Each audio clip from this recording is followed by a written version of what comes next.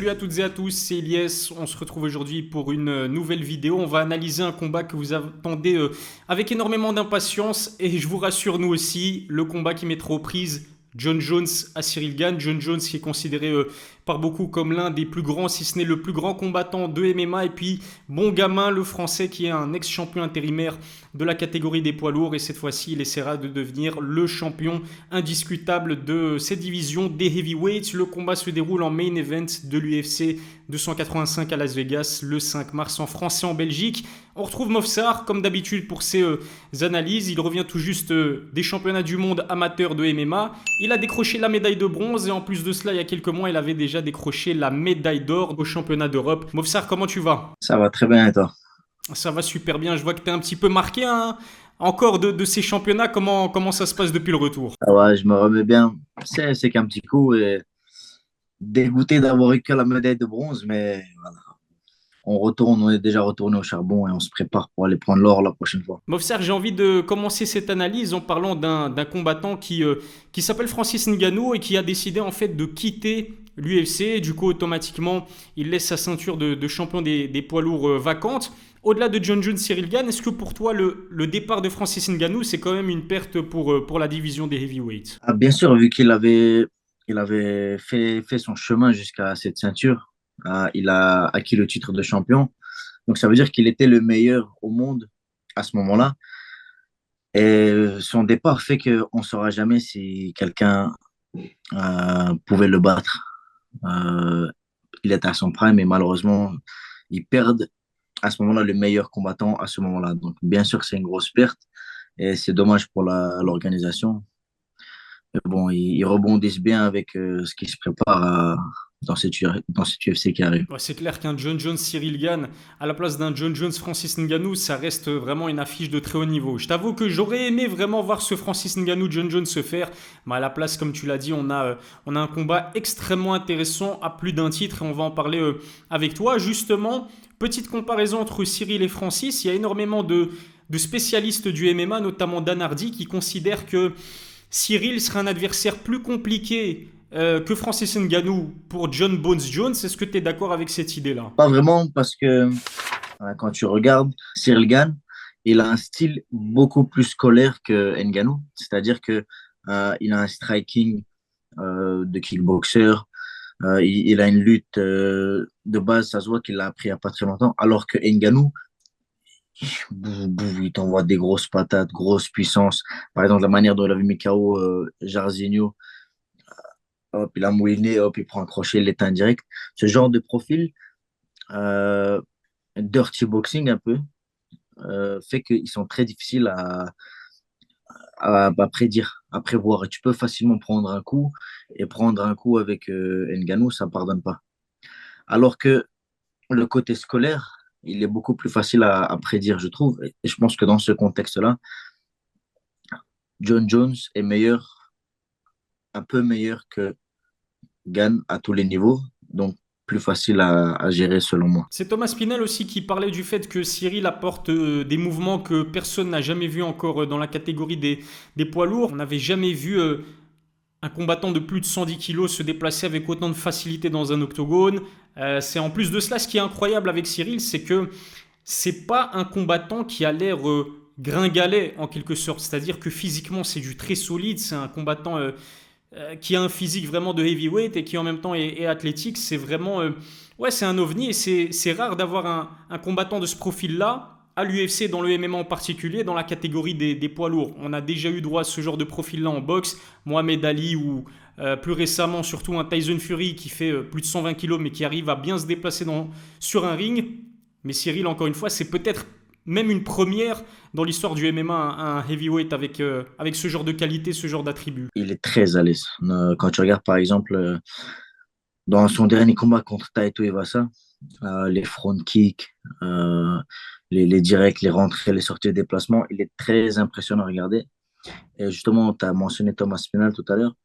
Je trouve que lui aussi, Mhm. il est très bien dans ses déplacements. Et il est un peu, il se rapproche dans la catégorie, dans le top 15 de la catégorie heavyweight.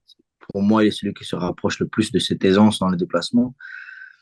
Et c'est vrai que c'est quelque chose d'impressionnant, mais à quel point, euh, à quel point c'est utile. C'est la question que je me pose. Quand tu regardes, par exemple, Ngannou, qui n'a pas du tout ce genre de profil, il a gagné contre lui, tu vois. Donc, je pense que je trouve que le côté impressionnant, il, il reflète pas forcément l'efficacité de ça. Et c'est ça qui va être mis à l'épreuve face à John Jones, de voir à quel point ça va lui servir, ce déplacement, et comment John Jones lui-même va être, sachant qu'il monte de catégorie. Il y a beaucoup de points d'interrogation à l'arrivée de ce combat pour moi. Ouais, et franchement, t'as tout dit, hein. Ce sont ces points d'interrogation-là qui vont rendre ce combat super intéressant. Le plus grand point d'interrogation, c'est de savoir comment John Jones il va évoluer dans une catégorie qui est composée de monstres physiques. Il a été champion incontesté des lourds légers à 93 kilos. D'ailleurs, lui-même le disait, monter des lourds légers au poids lourd, 93 kilos max à la pesée, à 120 kilos max à la pesée, c'est comme si tu montais de deux divisions. Ce qu'il faut dire, c'est que John, il est plutôt grand, 1m93, il a une allonge extraordinaire, 216 cm d'allonge. Est-ce que tu penses, toi, que d'un point de vue physique, il a sa place dans cette catégorie des heavyweights? Franchement, je pense que oui, parce que le temps qu'il a passé en dehors de la cage, euh, en fait, ça va dépendre de ça, le temps passé en dehors de la cage. Si pendant ce temps-là, comment a été son hygiène de vie? Est-ce qu'il a fait beaucoup de musculation? Est-ce que, tu vois, ça dépend de, est-ce qu'il a bu? Il est connu pour ses problèmes de drogue, etc. Comment a été son hygiène de vie? Et s'il a correctement géré ça, il a la taille, il a la longe, il a le physique. Sur le papier, il a ce qu'il faut pour performer dans cette catégorie. Mais tout va dépendre de comment lui, il a, il a utilisé son temps, le temps qu'il avait pour se préparer à ça. Et je suis plutôt optimiste parce que ceux qui suivent un peu savent qu'il s'entraîne chez Henri Cejudo, qui pour moi est un des meilleurs combattants en termes de fight IQ, etc. Donc je suis plutôt optimiste, mais encore une fois, ça fait partie des points d'interrogation qu'il y a dans ce combat. À combiner le fight IQ d'Henry Cejudo en tant que coach avec son expérience de combattant, il a même décroché une médaille aux Jeux Olympiques en lutte. Et puis John Jones qui est réputé là-dedans, ça fait peur, hein. Honnêtement, c'est assez effrayant. En parlant de peur, John Jones il pèse actuellement 113 kilos et s'il a décidé en fait de faire sa montée dans cette catégorie aussi dangereuse que celle des poids lourds, c'est parce qu'il avait plus de motivation chez les lourds légers. Il l'a dit dans une récente interview, il avait, ouais, voilà, c'est ça, il avait besoin de ce facteur peur pour vraiment retrouver la motivation. Il a 35 ans aujourd'hui, 3 ans d'inactivité. On peut dire qu'il a pris son temps pour préparer cette montée, mais en tout cas, c'est quand même respect à John Jones parce qu'il prend un sacré risque, hein, faut le dire aussi. Bien sûr, en fait, déjà, franchement, c'est vrai que quand je regarde la catégorie, dans toutes les catégories de l'UFC, moi, je trouve que celle pour l'instant qui se démarque le moins, c'est la catégorie des lourds légers. Ouais, clairement. Quand tu regardes Jan Blachowicz, Glover Teixeira, peut-être qu'il y a des gens qui sont fans, mais moi je trouve que c'est vraiment les gens du UFC où je reste pas éveillé la nuit, tu vois. Je les regarde peut-être au matin et encore. Alors que tu regardes toutes les autres, il y a beaucoup d'actions, et ça bouge beaucoup. Et c'est vrai que c'est un gros risque qu'il prend parce que 113 kilos, c'est pas non plus le plus gros gabarit et il arrive contre des types qui cognent dur, des types qui cognent très très dur et tu prends ce risque d'arriver et te prendre un KO. Et, tu vois, la vidéo de toi, quelqu'un qui poste un réel sur Instagram de toi en train de dormir. Bien sûr, c'est des risques et je comprends ce qu'il dit. T'as peur, t'as le truc dans le cœur qui fait que tu te dis, OK, l'adrénaline, tu vois, et tu vas accomplir de grandes choses. Comparaison n'est pas raison, ça c'est une expression assez connue en français. Pourtant, je vois énormément de personnes qui sur les réseaux sociaux prennent en exemple justement la défaite de Francis Ngannou, ou plutôt la défaite de Cyril Gane, pardon, face à Francis Ngannou, pour dire que John Jones va s'y prendre comme le Camerounais. Le Camerounais était dominé sur les 2 premiers rounds et ensuite il est passé en mode lutte dans les 3 derniers. C'est ce qui lui avait permis de remporter la victoire sur décision unanime face à Cyril. Est-ce que tu penses que, justement, comparaison et raison pour le coup, et que John Jones va mettre en place sa lutte suffocante pour pouvoir surclasser Cyril Gane? Franchement, je pense pas. Je pense que il a d'autres armes. Euh, très dangereuse qui va pouvoir exploiter et tester contre Cyril Gane. Moi, personnellement, si j'étais coach ou si j'étais lui-même en termes de ce que je me dis dans le combat, je démarrerais avec l'intention de... Il faut te tester en fait, parce que tu as beau regarder, analyser tout ce que tu veux. Tu sais pas comparer tant que tu n'as pas testé. Est-ce que quand je l'attrape, il arrive à se défaire ou pas? Est-ce que quand je frappe, j'arrive à toucher ou pas? À tester ces choses-là, il va tester ces choses-là, les coudes, les soumissions, le grappling, le cage work, tout ça. Et si, à mon avis, et c'est comme ça que moi j'aurais procédé à sa place, bien que voilà, je n'ai pas son expérience, mais après avoir utilisé tout ça, après avoir testé toutes ces choses-là, de toute manière, il aura toujours la lutte comme, Refuge. comme, comme c'est ça, comme refuge ou comme secours. Tu vois, tu frappes, boum, boum, boum, tu tapes, tu prends un coup, hop, ça y est, tu luttes. C'est une solution facile. Et, et voilà, s'il va essayer de l'endormir, si ça marche pas, let's wrestle. D'ailleurs, ce qui est fort avec John Jones, c'est pour ça qu'il est autant craint et respecté à l'UFC, c'est qu'il a toujours eu l'habitude. En fait, il est très. Comment dire c'est, j'ai pas envie de dire malsain, mais il est très sournois dans le bon sens du terme dans un octogone, c'est-à-dire qu'il va vouloir te surclasser dans ta propre discipline de prédilection. Il y a un exemple super concret à donner, c'est sa performance contre Chael Sonnen, qui est un ancien lutteur. Il l'a surclassé en lutte. Est-ce que tu penses que par hasard, on pourrait voir John Jones striker principalement face à Cyril Gane qui a un background en Muay Thai incroyable? Est-ce que tu penses, je vais aller plus loin, mais c'est vrai que Cyril est certainement l'un des strikers, si ce n'est le meilleur striker de la catégorie des poids lourds, mais est-ce que tu penses que John Jones, avec ses coudes, avec ses obliques kicks, avec son allonge, il peut faire jeu égal avec Cyril Gane en striking pur? Bien sûr, je pense qu'il peut faire un jeu égal et je pense même qu'il peut le surclasser. Ok. Parce qu'un style n'est pas un autre. Et comme je disais, il a ce style scolaire. Et ce que tu disais quand tu dis il est sournois, John Jones, il a un fight IQ très, très élevé. Quand tu regardes ses combats, un très gros fight IQ. Il va trouver des solutions, des choses inattendues, des backfists, des trucs, des angles, des coudes, dans des positions de fou. C'est ça qui fait qu'il est très dangereux. C'est pas juste le côté scolaire. Les gens, c'est pas, tu prends un mec, c'est pas des cartes Pokémon où il y en a un, il a 85 de puissance, l'autre, il a 87. C'est une partie d'échec et c'est celui qui a le plus gros fight IQ, celui qui va le mieux s'adapter, celui qui aura fait le meilleur game plan avec sa team, qui va prendre le dessus. Et c'est ce point-là qui va jouer beaucoup, à mon avis. Et John Jones, il est connu pour avoir un très, très gros fight IQ. Et c'est ça qui a fait toutes ces années de domination et de gros respect que les gens ont pour lui. À l'inverse, Cyril, face à Francis Ngannou, on a vu qu'il avait des lacunes à l'époque dans le département de la lutte.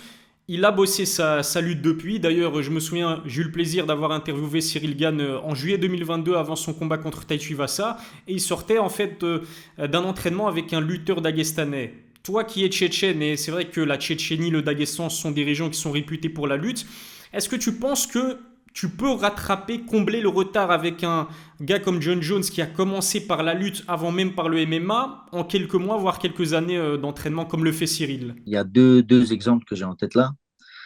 Euh, il y a la manière dont s'est préparé Charles Oliveira pour Islam. Il s'est entraîné avec un lutteur olympique iranien, euh, grosse préparation, etc. Et dans l'application dans le combat, en termes de lutte, il était complètement dépassé. Takedown, c'était fini très vite, même s'il y a eu les coups en striking, etc. Et juste après, Volkanovski. Euh, alors que c'est un plus léger à la base, dans une catégorie plus légère, lui, il s'est entraîné avec 100 lutteurs, etc., avec un gros grappleur. Euh, et il a fait un entraînement très difficile, mais la différence qu'il y a eu entre les deux, c'était que, un, s'est concentré beaucoup sur la technique, et Volkanovski, le deuxième, s'est concentré beaucoup sur le physique. Tu peux pas combler des années de technique en 6 mois. C'est impossible, mais tu peux, avec ce que tu as comme base, en ayant un gros physique, Mhm. réussir à créer des difficultés. Et c'est ce que Volkanovski a fait contre Islam. Un très gros physique, un très gros cardio, un très gros rythme et beaucoup de force pour défaire les grippes, etc. Juste en maîtrisant quelques sorties de base. Donc ce genre de choses-là sont accessibles pour Cyril, mais réussir à matcher un grappling, un niveau de lutte, des réflexes qui deviennent innés à force de répéter, ce genre de choses-là, c'est impossible d'acquérir si rapidement. Par contre, la bonne nouvelle pour Cyril, c'est que c'est vrai qu'au cours de sa carrière, on a toujours vu John Jones avoir du mal face à des combattants qui sont soit aussi grands que lui, soit encore plus grands que lui. Les exemples, il y en a à l'appel, j'ai envie de dire, mais Gustafsson, par exemple, et puis son dernier combat contre Dominique Reyes aussi, beaucoup de personnes pensent que John Jones a même perdu son combat contre Dominique Reyes. En sachant que Cyril Gane, il est plus grand que John Jones, 1,96 m, donc 3 cm de plus. Par contre, une allonge plus petite, je pense, de 10 cm, ça reste quand même encourageant pour Cyril dans l'optique de décrocher une victoire face à ce monstre qu'est John Jones. Quelqu'un parlait du combat entre Adesanya et Alex Pereira. Il disait, en fait, ce qui se passe, c'est que un combattant peut être meilleur qu'un autre, mais juste avoir le style qui s'oppose aussi, un style qui fait que tu n'arrives pas à boxer contre ce genre de personnes. Et peut-être que ce qui fait que John Jones a du mal à montrer son style, c'est face à déjà des personnes plus grandes en taille que lui. Je sais pas trop. Franchement, je sais pas trop. Euh, J'arriverai pas à prédire comment il va réussir à se comporter. Et encore une fois, le poids qu'il a en plus change beaucoup de choses. Il est très big comparé à avant. Gros pectoraux, gros dos, grosses épaules. Donc, c'est très compliqué de savoir comment va se diriger ce combat. Ah bah malheureusement, va falloir savoir, Mofsar, parce qu'on va finir avec nos pronostics. Alors j'aimerais te demander de te mouiller un petit peu. Pour toi, qui va l'emporter dans ce main event de l'UFC 285 et lequel des deux sera déclaré pour la même occasion le champion des poids lourds de l'UFC? Si, comme je l'ai dit, John Jones a gardé une bonne hygiène de vie, s'est préparé correctement, s'est préparé sérieusement et n'a pas fait toutes ces choses qui te font divaguer sur le côté, je pense que John Jones va l'emporter. Je pense qu'il va l'emporter euh, sûrement par décision, je dirais. Décision ou, euh, tu vois, les arrêts un peu à la Tony Ferguson où il le coupe Mhm. avec les coudes, il l'ouvre en termes avec du ground and pound très violent, très sournois, comme tu disais. Donc voilà, je pense que c'est comme ça qu'il va l'emporter. Je pense décision ou alors un arrêt médical ou un genre de TKO. Je pense que John Jones va l'emporter. Mais voilà, ça reste quand même un combat très dur à pronostiquer. Ouais, super intéressant, plutôt équilibré aussi comme combat parce que les deux ont des arguments de poids à faire valoir et puis il y a énormément d'interrogations concernant John Jones, montée en catégorie, inactivité, son âge, etc., etc. Honnêtement, je me suis posé énormément la question de savoir lequel des deux va être déclaré vainqueur. Perso, j'aimerais bien que Cyril l'emporte. C'est quelqu'un qui mérite, il est super sympathique et au-delà de sa sympathie, c'est quelqu'un qui est talentueux. Mais j'ai beau essayer de me faire les scénarios dans ma tête, j'ai vraiment du mal, Mofsar, à imaginer John Jones perdre. Pas simplement face à Cyril Gane, hein, mais perdre tout court parce que bah voilà, il a plus d'un tour dans son sac, il a une expérience extraordinaire, un fight IQ de fou furieux, un style qui pourrait faire mal aussi à Cyril. Si je suis un maximum objectif et honnête, et désolé pour les Français qui regarderont cette vidéo, mais je pense et je crains que John Jones s'impose, comme tu l'as dit, sur chaos technique, sur du grand end pound très violent. J'ai même envie de dire dans le troisième round. Je pense que dans le premier round, John Jones, sournois comme il est, va essayer de striker avec Cyril Gane. Je pense que les mouvements et la rapidité de Cyril vont le déranger, qu'à partir du deuxième round, travail de sape, essayer de le fatiguer au maximum en utilisant la lutte. Takedown et puis grand and pound avec des coups de coude assez violents et victoire pour John Jones. Dites-nous si vous êtes d'accord avec nos pronostics, hein, parce que pour le coup, on est, Mofsar et moi, assez d'accord. On voit John Jones s'imposer. Dites-nous comment vous voyez le combat se faire dans les commentaires. N'oubliez pas de suivre Mofsar sur ses réseaux sociaux. Médaillé de bronze des derniers championnats du monde de MMA, médaillé d'or des derniers championnats d'Europe de MMA. Ça, c'est un truc de fou en l'espace de quelques mois. Allez lui donner un maximum de force. Mofsar, c'était un plaisir comme d'habitude. Prends soin de toi et on se capte pour la prochaine analyse. Merci pour la force tout le monde et merci pour le soutien que vous m'avez donné tous ceux qui suivent sur les réseaux. À la prochaine.